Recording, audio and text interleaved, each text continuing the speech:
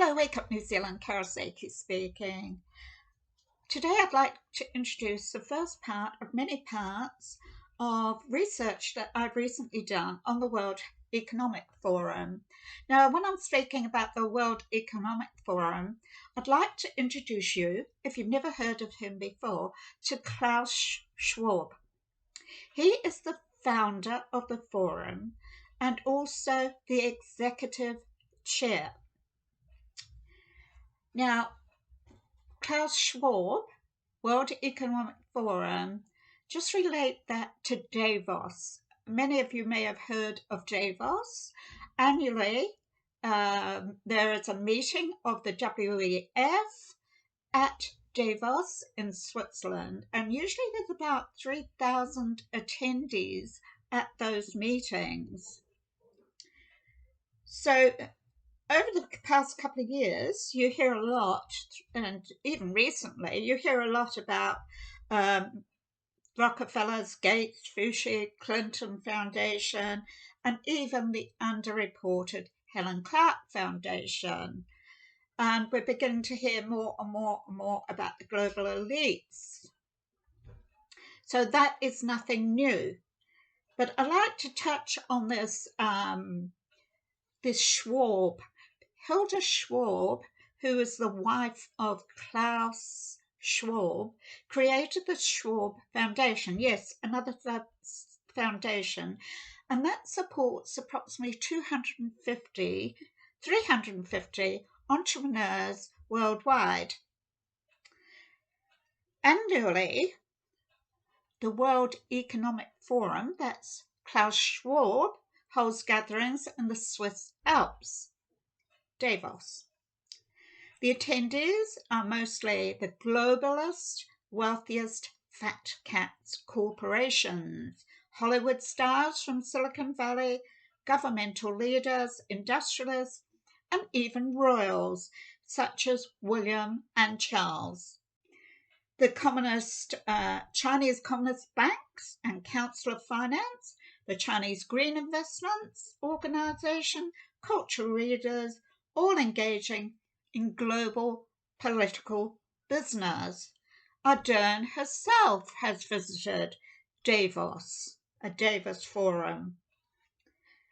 Topics focused are climate change, gender, equality, all those that focus on UN Agenda 2030 and its 17 global development goals. To achieve, accelerate these through the global corporations, partnering, linking to global governments. So that's governments all over the world. So on the 21st to the 24th of January this year, the World Economic Forum focused on how to govern technologies, drive business and society so they can financially benefit from the fourth industrial revolution. But that was cancelled. So that didn't happen. So it's planned for next year. And next year it will be the Great Reset is the name of the next forum. No surprises there. So adapting to demographics, social, technical trends, redesigning, reshaping education, employment, health, society, the way that that is governments and the global elites, those that will gain from the economy globally through the crisis, they are going to try and re-engineer how we think, how we act, and how we behave.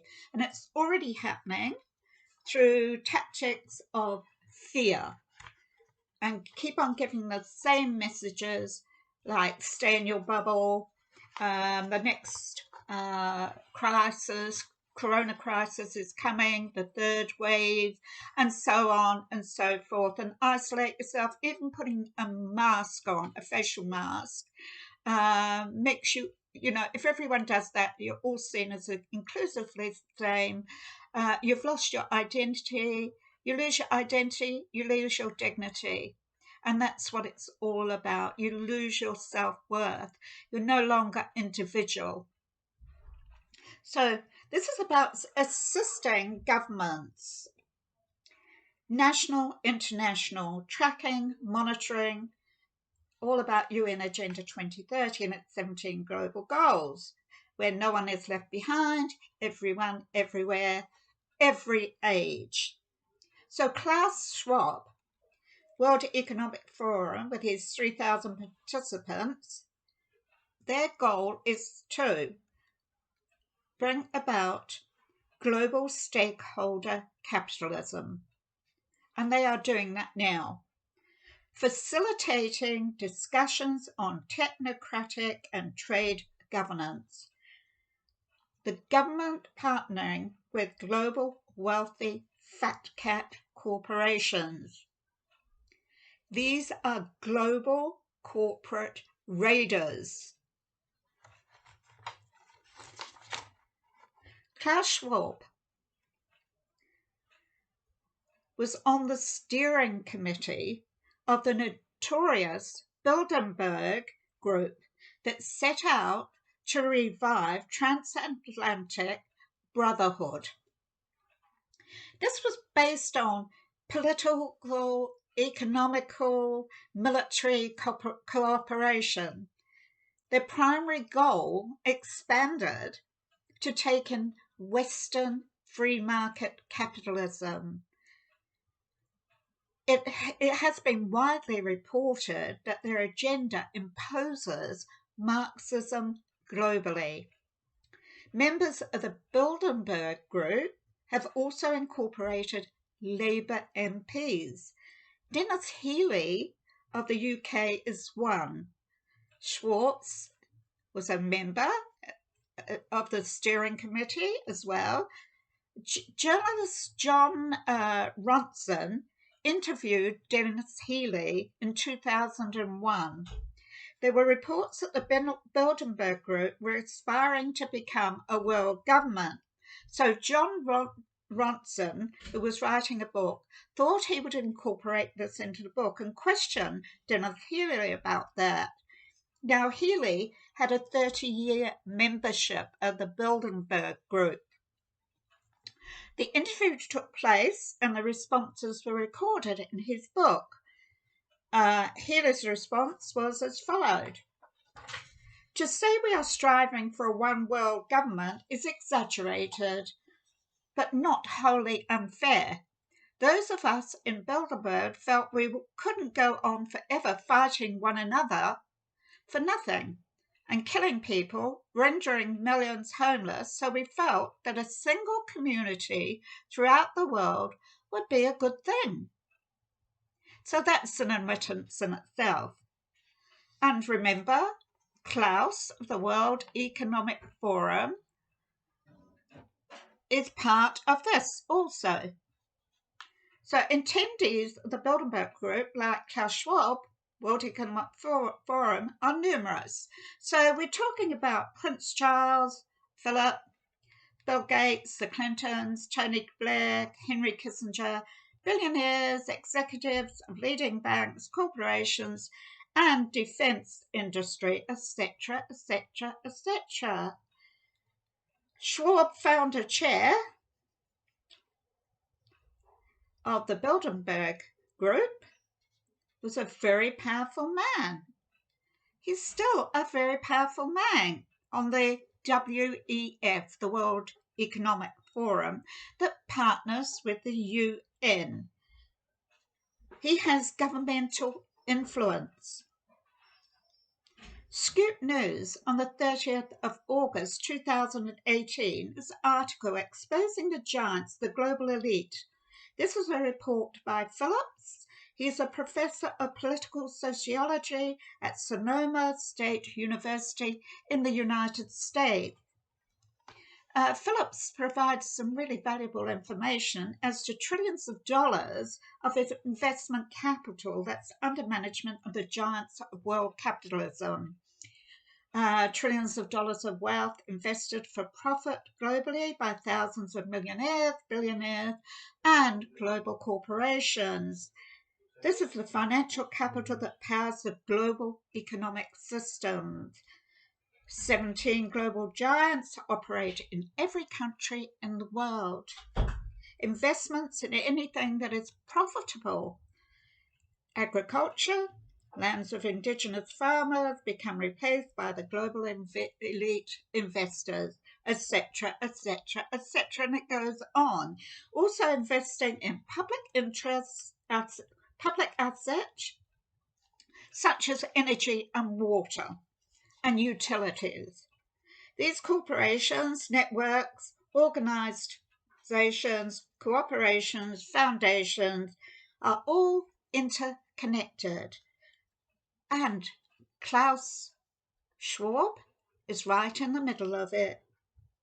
The World Economic Forum, Davos. The International Monetary Fund, university affiliations, various policy councils, cultural enterprises, and even social clubs, they all share positions of power and are linked to the governments. This is an overall self-perpetuating global network of global capital control. And to achieve maximum profits, a return for their investments, any means possible, even if it's illegal. These transactional global institutions serve their unifying function well. They include, these are the ones that support them, the World Bank, International Monetary Fund, G20, G7, World Trade Organization, the notorious Bilderberg Group, the World Economic Forum, all serving the wealthy global fat cat powerful elite. Elite policies are implemented that include governments that facilitate global stakeholder capitalism. They keep it safe so it can continue to grow. The global elites and the world crisis. The term crisis is derived from a Greek word meaning judgment or decisions, someone who judges. A medical state that could go even further is all part of it. That's all in the meaning of crisis, whether it's concluded well or concluded badly, whether it's fundamentally uncertain. To experience a crisis is to inhabit a world that is temporarily up for grabs, and our world is up for grabs. The forever hungry, greedy, powerful, globally rich corporations are grabbing at it. Quarantines, social distances, isolation, tracking, tracing until the vaccines arrive. So these global corporations will be acting very fast. They see this as a narrow window of opportunity, and they all jump on the bandwagon to gain their maximum wealth from profits to be made. Terrorism globally has taken on a new labeling. Global elites defending transactional globalization, perpetuating global corporations that partner governments worldwide. Accompanying the agenda are the military, the police, political policing on a global scale. Patriots of their own countries are now defined as terrorists. Countries are being watered down, diluted by mass migration. In New Zealand, our migration is doubled. I believe it doubled in July. So when Labour were in as government, when National was in as government, previous to the last one, because we just got Labour in again, they actually restricted migration from the Middle East and Africa. Then Ardern, when she got in, she actually lifted the restriction. So we are now getting more and more migrants from Africa and the Middle East of Muslim ideologies. So the people of New Zealand the population is gradually being watered down, diluted,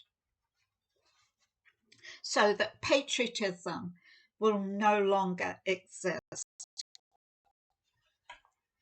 So patriotism is now defined as terrorism, as increased migration swamps nations across the world. This is not about controlling the virus, people. It's about controlling the people. It's about eco-socialist, Marxist communism. Maximizing capital stakeholder wealth and reshaping, redesigning our world. Re-engineering behavior, re-engineering society. Where global stakeholders, capitalism, are desperately proposing to be seen to benefit the world. They're trying to make us see that it's a good thing. This is what we're going to do to save the world. We are your knights in shining armour. Here we come, the big Green Deal, the new Green Deal, global greening, washing up of the planet of green. That's supposed to be our saviour. Yet, you know, Ardern's Zero Carbons Act, it's going to crucify any part of the economy we've got left.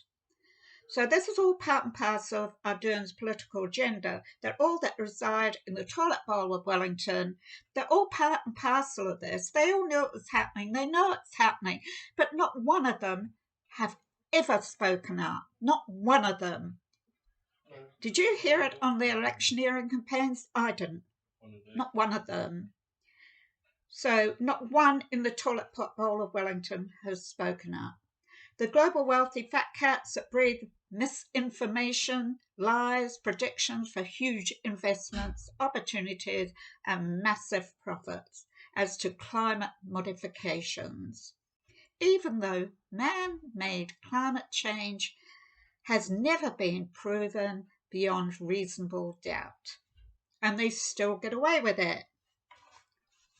All part of global stakeholder investments, massive profits, global business, global Marxist, eco-socialist, communist brainwashing and indoctrination. A violating of freedoms, human rights, civil liberties, so that global wealthy fat cat corporations can profit from global consumer climate and Marxist, socialist, communist control of the people. They both go hand in hand. So you're talking about the tools they use, like fear. And they keep on using it time and time again till it gets right in your head and makes you behave differently. So please wake up, people. Many of you will already be awake. So perhaps you could help those others to wake up and give them a few of the facts that's going on right now. So this useful tool of fear-mongering for profitable investment to allow our country to be governed by Marxist socialists. And there's a deliberate, purposeful lack of concern for the human race. This is a no-conscience, global, national decision-making government and non-government, because I'll throw in there non-government as well, because I'm talking about the global capitalist stakeholders, the global elite, the organizations and corporations. We're talking about the Gates Foundation, the Clinton Foundation, the Schwab Foundation, the World Economic Forum, the Rockefellers Foundation, and the list goes on, and the Bilderberg Group and the UN, and it's all its tentacles that just go everywhere globally. So beware of the foundation people. You know, if you see anything about foundations like these, please research them. The global elite can't manage a world system alone, so they need agents to perform functions that control society.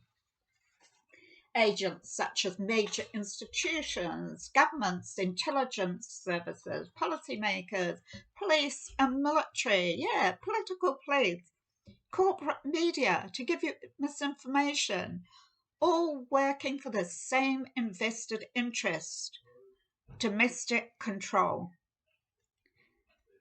Mainstream media, academia, pharmaceutical industries, health, big data, medical, psychiatric, educational, public relations, propaganda, all responsive to the elite domestic, international controlling of populations, all designed to misinform, deceive, disempower, intimidate, repress, imprison, exploit everyone. The powerful global elite are continually concerned about people like me and other like-minded people who would and will rebel by the masses against their structured wealth. About Marxism. People will rebel. That's what they do when they can't take any more, when they are ordered about, where they're led like a dog on a lead rather than represented by a government. And this is what's happening with our government. We are being led, not represented. Ardern does not represent the people. All defending global stakeholder capitalism as governments like our government in New Zealand, and it is. And it continues to disempower the citizens of New Zealand by draconian type laws that assist and continue to persist in this world and in our country. So people, please share this video. As I say, this is the first of several of them, and I will follow up on this because there is so much research that I've come up with that I feel needs sharing. So thank you very much.